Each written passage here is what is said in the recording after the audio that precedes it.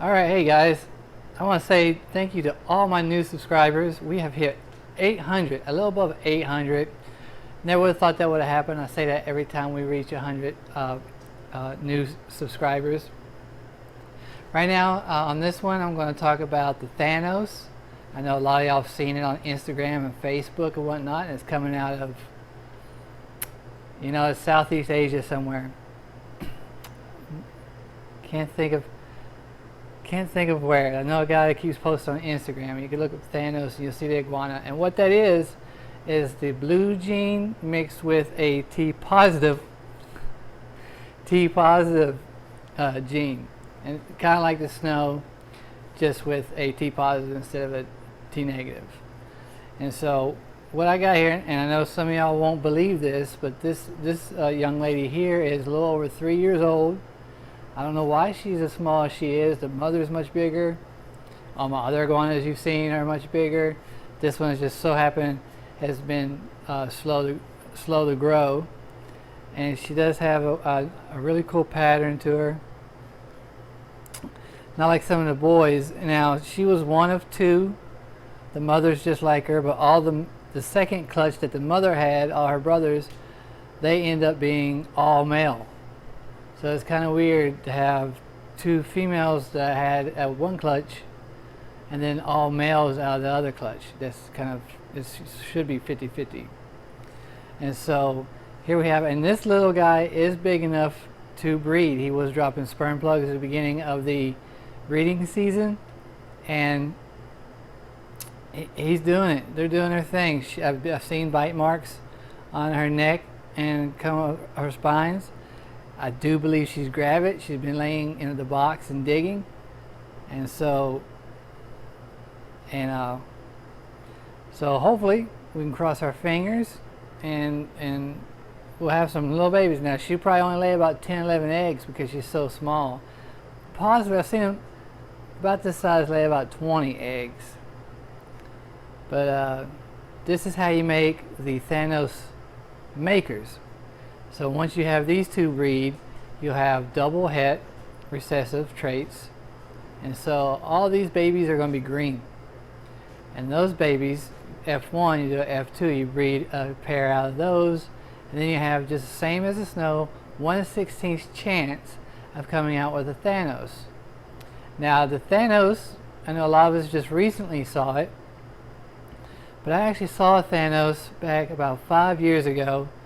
A young man got one coming in out of Asia. We didn't quite know what it was. He was sharing me the pictures, and it was a T positive and blue double recessive visual. So it's been around a little longer. Here in America, we don't have a lot of different combos when it comes to recessive traits. I do have, this is my Thanos project. I also have the Sunset project that is bred with a blue, so that'd be a blue Sunset. I also have a with the Sunset, I have him breeding with a red, which will be red Sunset. Also, we'll have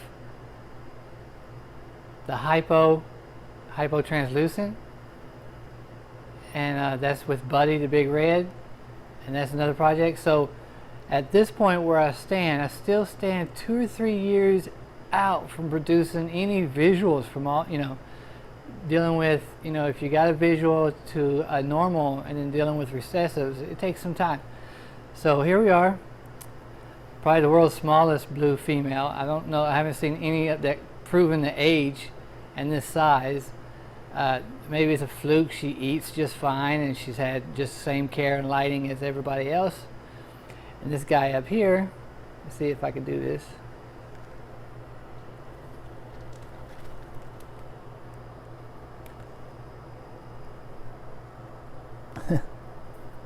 Come on, buddy.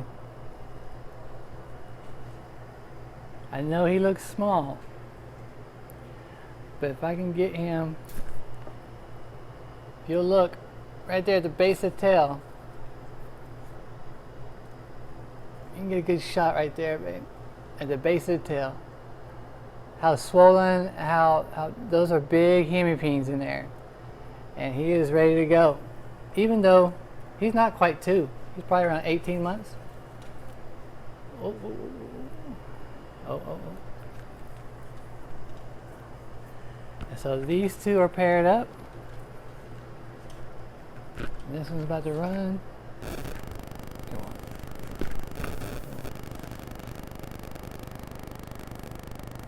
And so they're kind of a little dirty, digging around in the boxes. So this has got to be the smallest set that I've ever bred. There are going to be some beautiful animals once we get to a couple generations. I love how this orange is coming out on this, and look at these just very, almost oversized dorsal spikes. I mean, they're just really big and they lay over. Just amazing, amazing animals. So guys, I appreciate everybody sticking around to see what happens next with all these projects. I want to thank you, all you subscribers, for sticking around to see what happens, and we can look at the breeding. And I'm more than happy to answer any of y'all's questions through the comments, or you can find me on Instagram at CrazyScale69.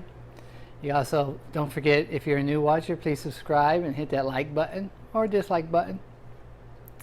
But like I said, I'm usually pretty good. I'll answer everybody's questions. I normally get to everybody in a timely manner. Most of y'all know that. I've met some great people through this, the social media and YouTube. And so here we are. Let's take a look in another 3 years, and hopefully we'll have some Thanos going on. All right, guys. Thank you.